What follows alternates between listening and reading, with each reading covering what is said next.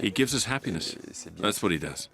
I look a complete mess because I can't sleep at night, which is when the playoffs are on. I can't sleep for the 2 hours preceding the match. I can't sleep for the 2 hours following the match. So I've been having sleepless nights, but I can see the happiness he gives. Dad was so happy to see his grandson in the center of the arena like that. He's nailing it. He's happy in his life too. He always wanted to do this. I tried to push him towards tennis, of course. In the family, you know, you first have to go through football, tennis, and after that, well, he resisted all of that and wound up playing basketball.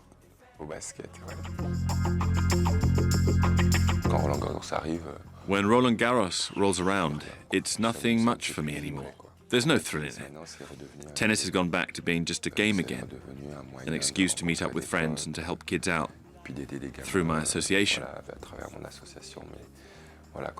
When you say tennis, I tend to think, do the wall, inner city kids, kids running after the balls, laughing. That's what tennis has gone back to meaning for me. The memory is present, but it's starting to become a little fuzzy.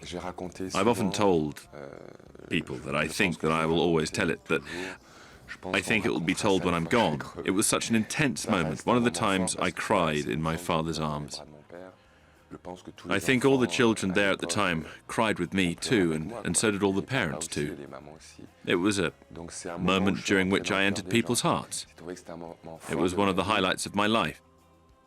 And it turned out that there were also a few million viewers who had shared the most beautiful moment of my life with me.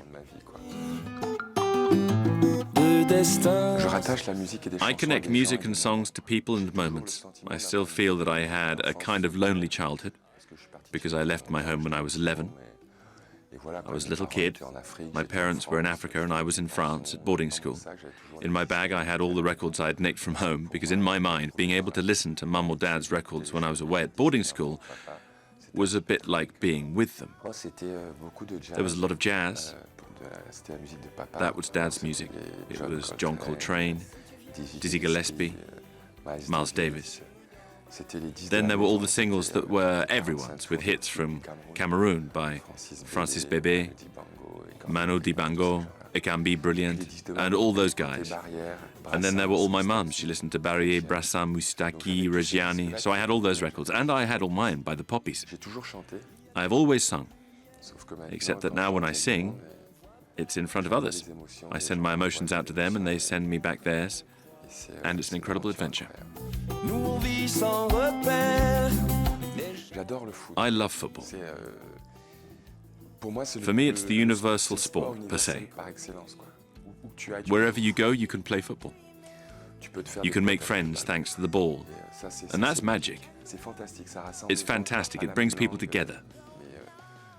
They might not speak the same language, but if you make a nice pass or score a goal, they'll come and embrace you.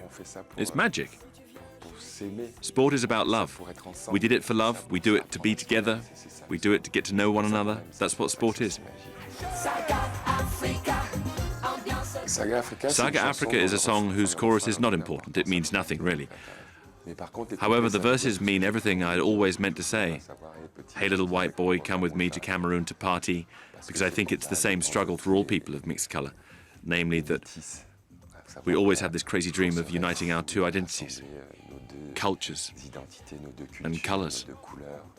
Saga Africa, ambiance de la blues. Saga Africa, attention les secousses. It was a hit. We'd already sold over 1 million copies. It was a massive hit, and as it turned out, at the same time, I was captain of the French team for the Davis Cup. So 1991 was a pretty good year, all the same. I just stopped playing tennis, and I was wondering what the hell I was going to do with my life. It was a great source of concern, and in that first year, I was captain, and we became world champions. When France won, we hadn't won since I don't know how long, but to see the whole stadium singing Saga Africa when France won, well, it was indescribable. I told myself I had won more than just a game. It's the moment I'm the most proud of. Not because of my song being sung, that's silly. But it's just that thanks to our energy, when we won, the whole of France sang Saga Africa. Now that's classy.